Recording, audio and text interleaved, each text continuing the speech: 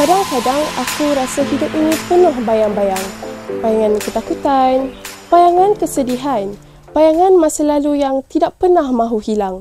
Tapi dalam gelap itu aku sedar, bayangan hanya wujud kerana ada cahaya dan cahaya itu selalu ada. Cuma aku yang sering berpaling daripadanya. Ini antara petikan yang paling menyentuh hati saya daripada buku ini. Ia membuatkan kita sedar bahawa setiap bayangan dalam hidup sebenarnya tanda masih ada cahaya. Dan cahaya itu adalah harapan. Assalamualaikum dan salam sejahtera. Nama saya Nurul Izzah binti Azmin dari Institut Pendidikan Guru Kampus Bahasa Antarabangsa dari TESOL-E. Hari ini saya ingin berkongsi pengalaman membaca sebuah novel yang cukup unik dan penuh makna, iaitu Bayangan Sofia karya Temeh Abdullah.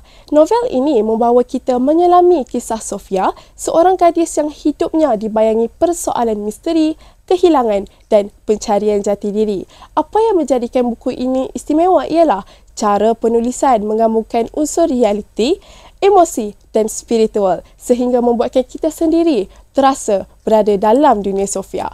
Kelebihan novel ini terletak pada gaya bahasanya yang sederhana tetapi menyentuh hati, serta penggunaan monolog dalaman yang membuat pembaca lebih dekat dengan watak. Selain itu, mesej tentang harapan, iman dan kekuatan menghadapi cabaran menjadikan cerita ini lebih daripada sekadar hiburan. Namun, ada sedikit cabaran. Beberapa bahagian agak perlahan kerana penekanan kepada renungan watak. Tetapi, ia sebenarnya memberi ruang kepada kita untuk berfikir. Buku ini benar-benar membuat saya merenung tentang makna hidup, erti kehilangan dan betapa pentingnya meletakkan kebergantungan kita kepada Allah.